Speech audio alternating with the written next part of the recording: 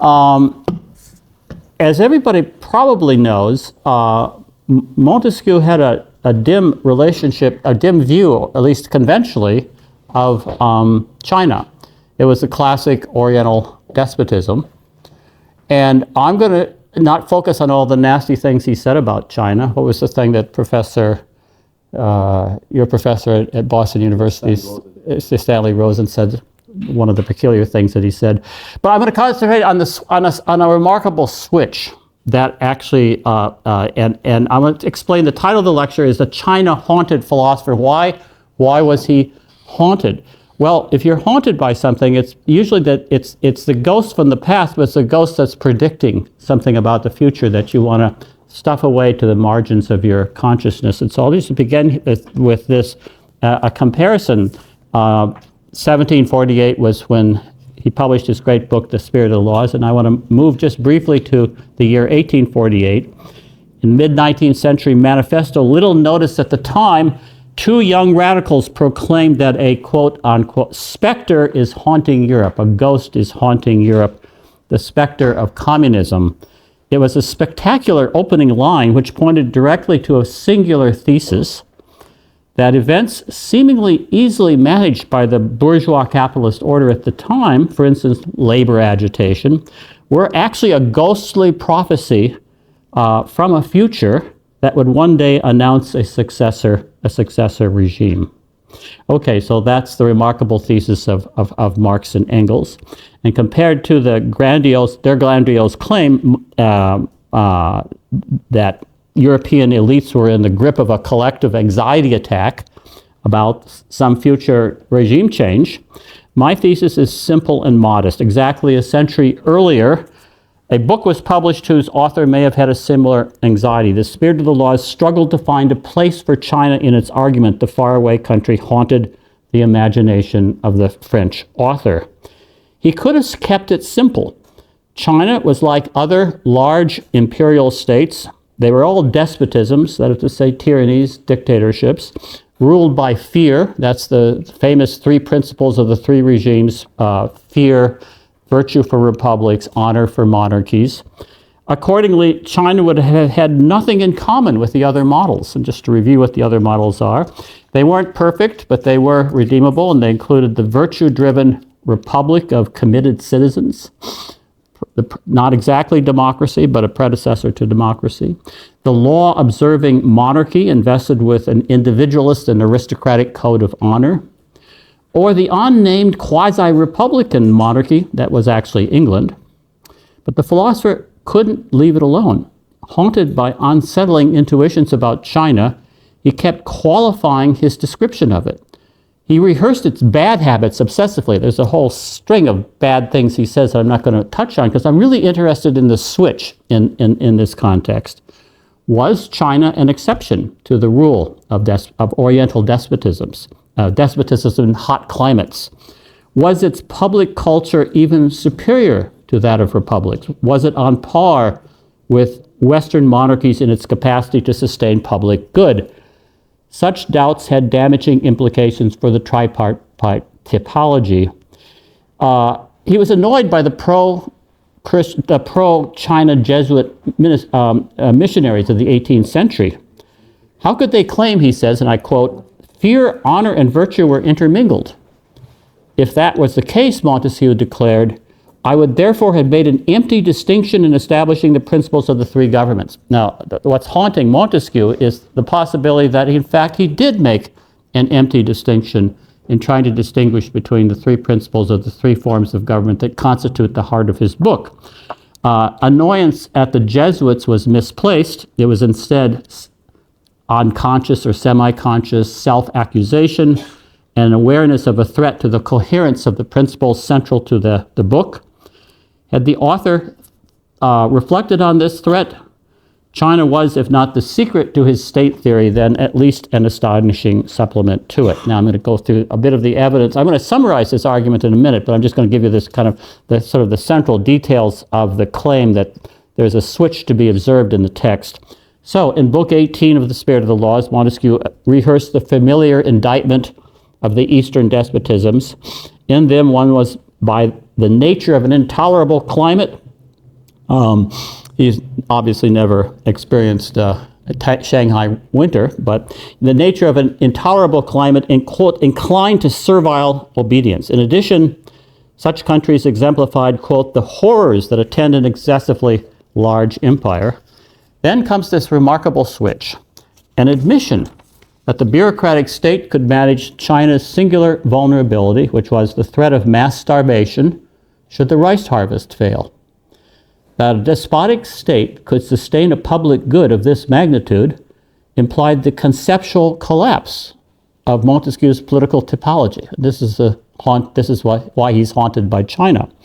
The idea the central idea is that there's different forms of government, possess different kinds of causal efficacy.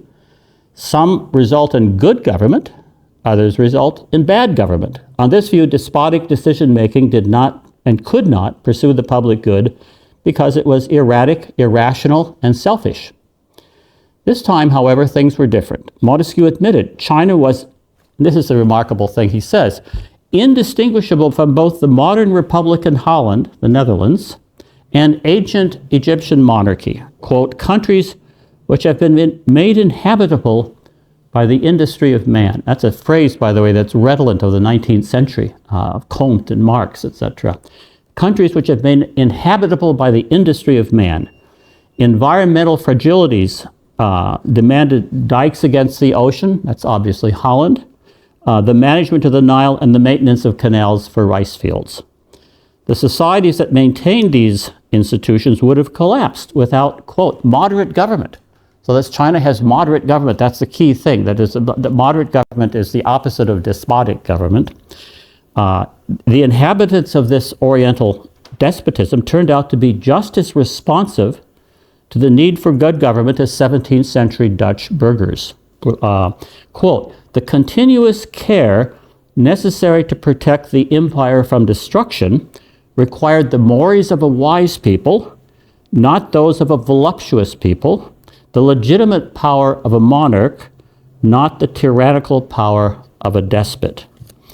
Continuous care for the survival. Am I doing something wrong? No, you okay? You're fine. Okay. Sure. Make the speaker work. Oh, now it works. But I think you're loud enough. But still, Want me to start over? Yeah. I'm just joking. Continuous care for the survival and prosperity of a people was not simply about Chinese or Dutch exceptionalism. It was among the obligations of any state. This is another section where that any state owed all citizens assured sustenance, suitable clothing, and a kind of life which is not injurious to health. Isn't that an amazing statement from the 18th century? Hidden, of course, in obscure parts of the text. It's obviously, you couldn't think of a finer definition of the modern welfare state than a kind of life not injurious to your health. I switch to the other remarkable, that is to say, he wants to argue that there's a kind of, that a state that has a vast public project, which will, and motivated by the fear of riot if something bad should happen. So it's a feedback mechanism there. But the problem is he going to say something nice about the kind of culture of despotism? And in fact, he does. So I would say, how do the habits fostered by fear and arbitrary rule, because this is the main part of his text, rearrange themselves to support the good government of a country that's able to maintain the dikes against the erosion of time? It's all very well to speak of the opportunity rational incentives offer to behave better, but rationality is really no match for the rooted and even unconscious habits that he called principles and we call cultures. And so there's surely no magic that can turn servile obedience of one-person rule into republic and communitarian virtue or aristocratic honor.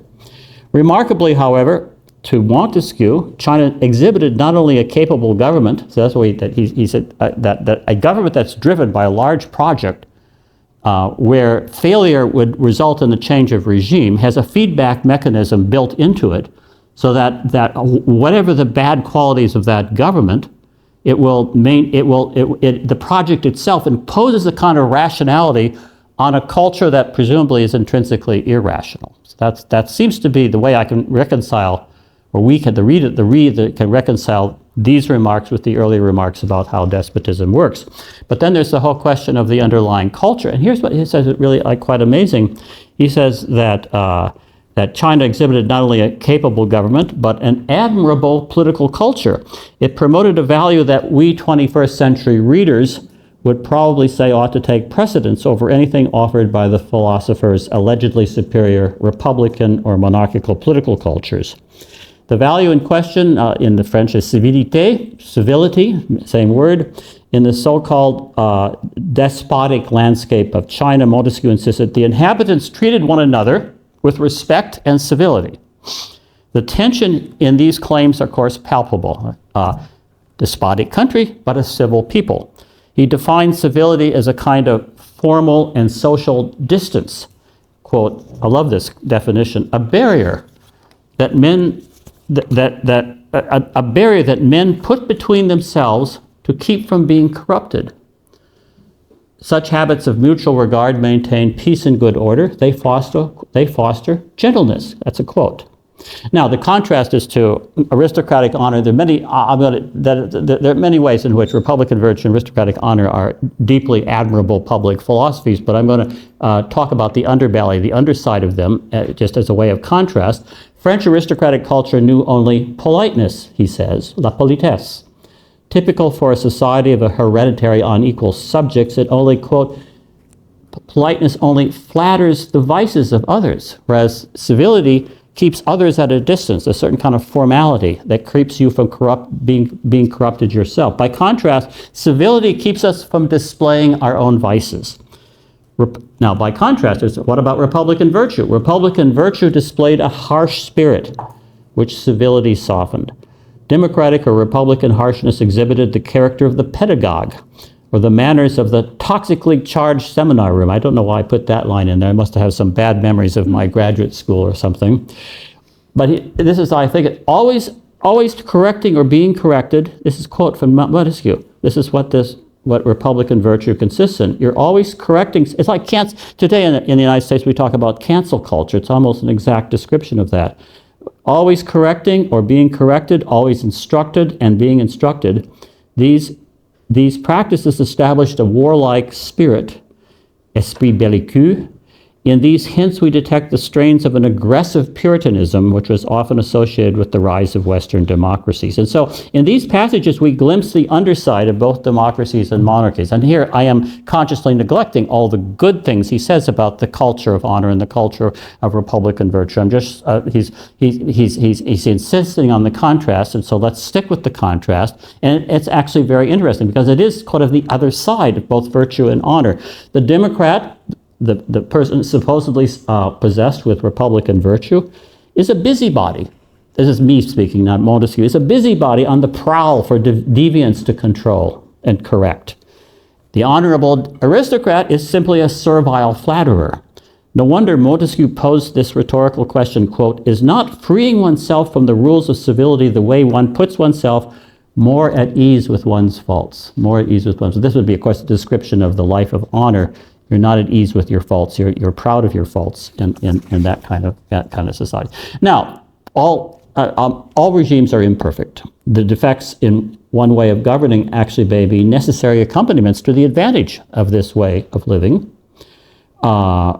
Republics must be harsh. Why should republics be harsh? Because Montesquieu thought equality is not natural.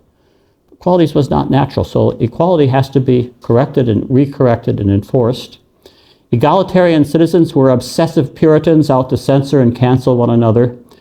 When republican equality failed, the logic required a monarchical government whose, quote, intermediary bodies sustained a kind of democracy, but whose inequalities, that's actually a part of the latter part of this argument, but the inequalities themselves fostered a culture of artifice, inauthenticity, and flattery, which is what Rousseau, who is a very close reader of Montesquieu, picks up he picks up the underside of the life of honor.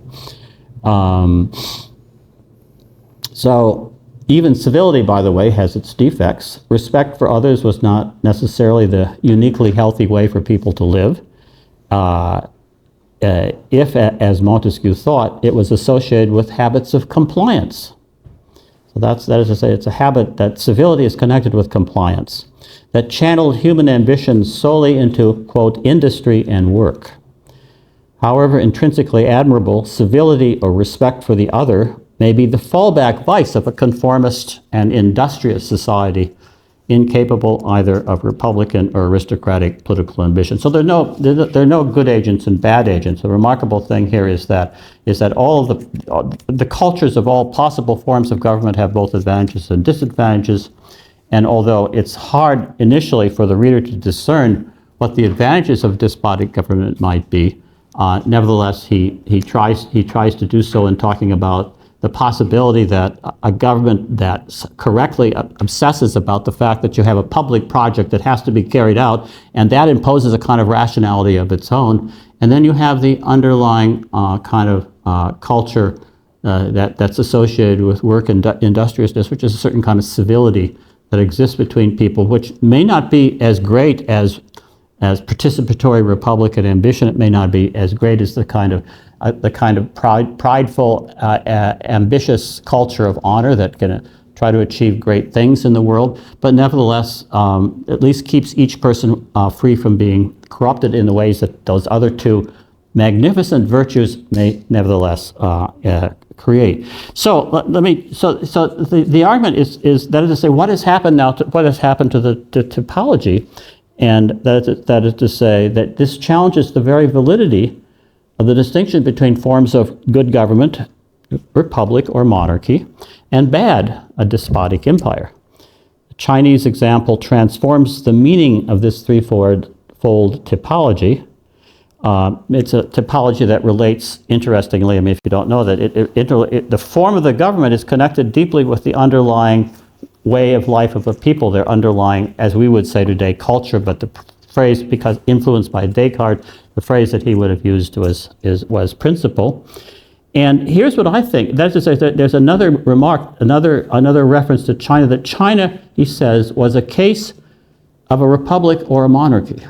So not only is he claiming that China was a despotic empire, but nonetheless rationalized by being obsessed with the possible danger, as the Egyptians were with the management of the Nile, as the Dutch were with the management of their dikes, of a complete failure of system unless you paid attention to this project incessantly, and that somehow covers up the irrationality of despotism. Nevertheless, he's saying, well, wait a minute, it's not just a despotism, it could also be a republic or a monarchy. What he's actually done here, which is actually easy to do, and I think it's almost inevitable with any typology, is to historicize it, that these are temporal sequences. That is to say, a despotic state can go through a phase where it exhibits a kind of republican way of life. It can go through a phase where it exhibits a monarchical way of life. But then the question is, what is it that he means, or what is it that we readers can conjure up as reflecting on how a despotic state might enter into both a republican or a monarchical, i.e. the life of honor phase.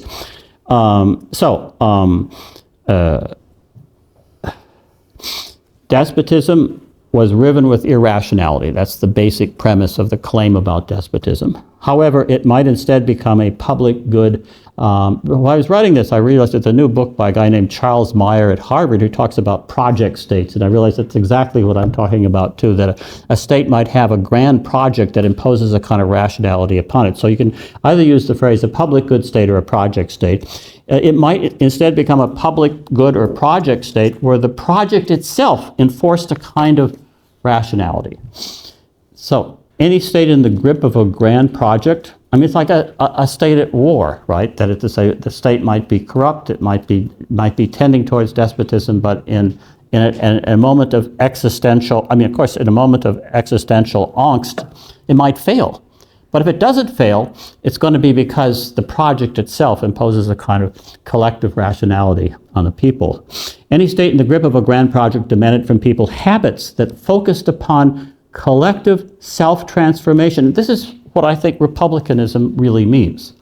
This is the essence of republicanism. That is to say, a capacity for people to impose upon themselves a kind of collective self-transformation.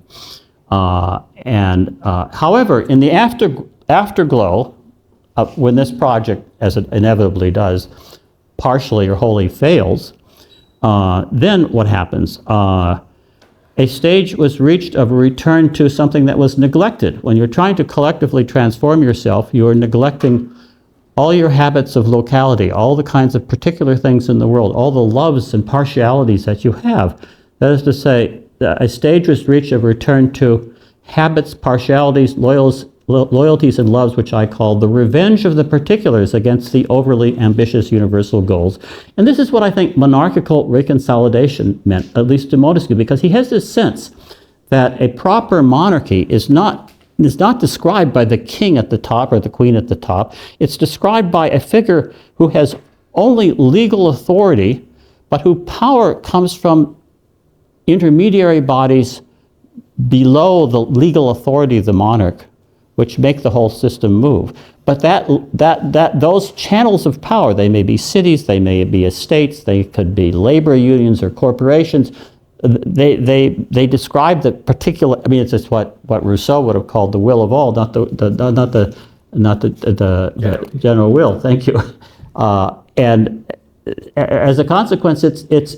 I mean, it's actually even though the United States is a republic, it's actually acts much more like it's like a state that is deeply responsive to the particularities of existence defined by states, defined by red states versus blue states, by all the sort of particular habits. It's not engaged in collective self-transformation in the way that it once was. This isn't. I mean, and rather, I'll be talking about this tomorrow night. But rather than that being, for me as a citizen of the United States, a moment of despair, I would say actually a pretty normal moment in a cycle between what I'm now kind of etherealizing a little bit, the difference between republicanism described as the energy that it takes for collectively people to self-transform themselves, and a monarchical state which is actually responsive in a funny, oddly deeply democratic way, but it's responsive to people in their particular habits and their particular loves and their particular loyalties, and not to the general good, which remains elusive and out of control, even if everybody knows that there is some sort of general good that is somehow, for the time being, elusive, because we've lost the possibility for the time being of that kind of collective self-transformation. Perhaps put it in the context of Chinese history, it's the difference between a revolutionary project and a project that tries to compensate for all the sacrifices that were made during that revolutionary phase. Okay, so what I've tried to do is to say, well, yes, the very brief remarks about China that I brought together, and you could sort of argue, if I were a Cambridge school historian, I would say Montesquieu was probably deeply inconsistent here, and these are remarks. Oh, thank you. I need that. That just show that it's not that I'm imposing coherence on a text that lacks it, but nevertheless, I think I can see. I'm trying to explain how China does fit into this project of rehabilitating the typology and pointing in a different historicist direction that despotic states, especially if there are. If for some reason a project grabs them and imposes a kind of artificial rationality on the government in a way that, because of the character of that government, it wouldn't ordinarily be able to do, might cycle through a collective self-transformation and might withdraw from that and respond to the particularities and partialities of our existence, as opposed to our sacrificing all of those things for some moment of self-transformation.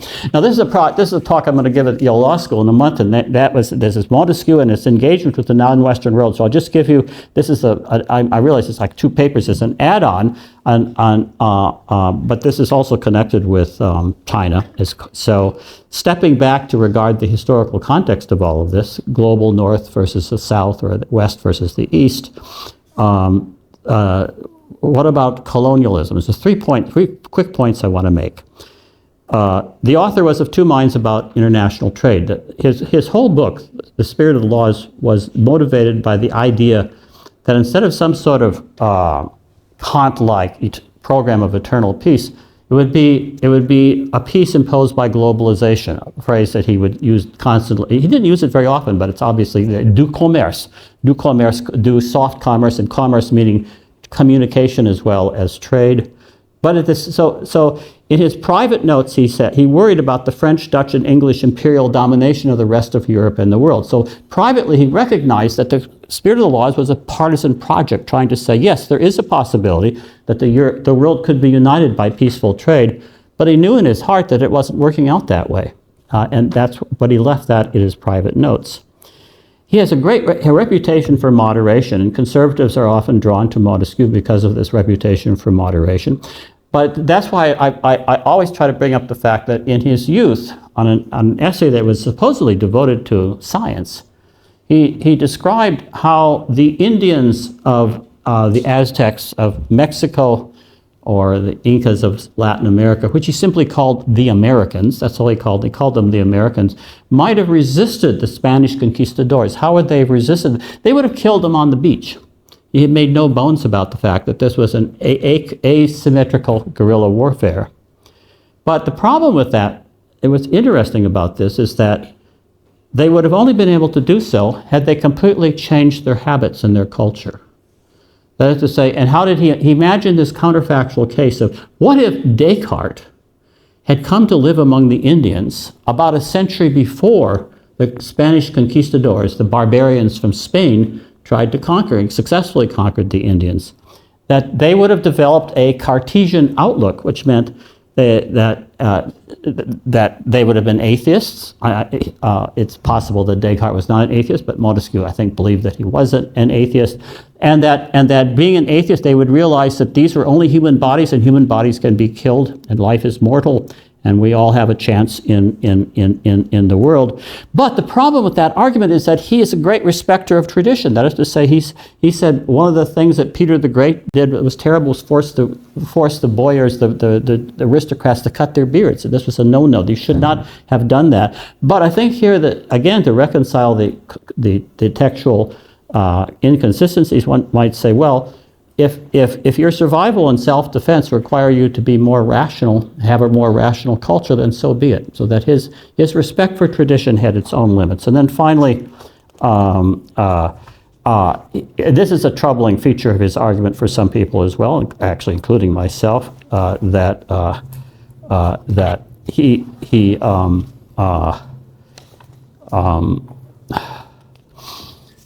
defended the conquest of other peoples. I mean, exactly what the conquistadors were trying to do in Mexico, but the conquistadors made Mexican culture worse. They didn't make it better. And the line that's so interesting is from Book 10, Chapter 4. What would a government lose by being refounded if it had reached the point of being unable to reform itself? That's the question he poses. Why wouldn't you think it was justifiable to conquer another country if it was conclusively shown that that country was incapable of reforming itself? Now, of course, here lie all sorts of delusions. Somebody interested in conquering another country would, of course, imagine that that country is incapable of reforming itself, but also imagine it had pure motives. So you can imagine a whole set of problems that should suggest caution, but nevertheless, it's a remarkable way of putting the question. That to say, so should a people just reform themselves, and if if the failed state is in a mess, should you just leave them alone? That seems to be the wisdom today. Maybe it's the right wisdom because of the way in which all of our unconscious instincts are going to justify our behavior, however predatory it is. But nevertheless, put the case dramatically, why should you leave that state alone if in fact you thought, and you had some legitimate reason for believing that you could reform the state? I'm tempted to end on that note because I think I just will end on that note. It's only 37 minutes. Is that okay? Yeah, sure. Well, I could. I mean, so this is. I should. So, maybe this is a build-up. I shouldn't talk about Montesquieu in China today, should I? I mean, okay. Okay. So. There's this fashionable distinction, at least in my country, between democracies and autocracies. And the interesting thing about that, there's no middle ground whatsoever, even though the democracy itself might be riddled with problems, and the autocracy might have some kind of pluralist culture still alive in it. And I'm thinking that this comes from this understanding of what democracy means comes from the Roman legacy of the civic humanism of the Italian Renaissance Republic. And I'm thinking of an alternative source for the idea of democracy, which you find in Montesquieu. Now, it's a little bit complicated because, in fact, what I'm talking about here is Montesquieu said two things that seem inconsistent. He says, we can never forget the Romans. And then he always used the phrase, our fathers, the Germans. And of course, what is a French guy saying, our fathers, the Germans? Well, this is not the 20th century, this is the 18th century. And what he's talking about is his belief that Tacitus first described this, that the superior culture of the barbarians who conquered the Roman Empire, that they were a freer culture. And that the ancients simply didn't understand monarchy, but that the Tacitian German or northern barbarian peoples did. And I think Montesquieu is both a monarchist and someone who wants to say, actually, the democracy emerges from monarchy. Why? Because he describes monarchy as a system where the authority figure has only legal power. It's a little bit like a Supreme Court. And all of the pluralist institutions of the society are the avenues through which power has to flow. So in a sense, and when he talked about England, he says he talked about the republic hiding behind the throne. This is exactly what he meant. The republic hiding behind the throne is that if a throne is, at least in its origin and in its evolution, is the possessor of legal authority, but has to share that whatever power it has with various, he calls them the intermediary bodies. It's the democracy of intermediary bodies, not the pure. In fact, his picture of democracy itself is actually a little bit like a socialist revolutionary state, where he says that everybody has to sacrifice themselves constantly to the revolutionary goals. It is indeed what I said about this moment of republicanism that perhaps many states go through in different forms. It's a moment of collective self-transformation where necessarily all sorts of particular interests are going to get neglected and marginalized, and that can't last forever, because then you have to return to the revenge of the particulars, as I call them. They cycle through phases of republicanism and monarchicalism. So that may be the historiographical note that I think that obviously I have gone beyond what Montesquieu said, and if you think I've gone beyond what Montesquieu said and it wasn't in accordance with the spirit of the argument as you understand it, then you can just retitle my paper, Montesquieu Reinvented. So that's that. That's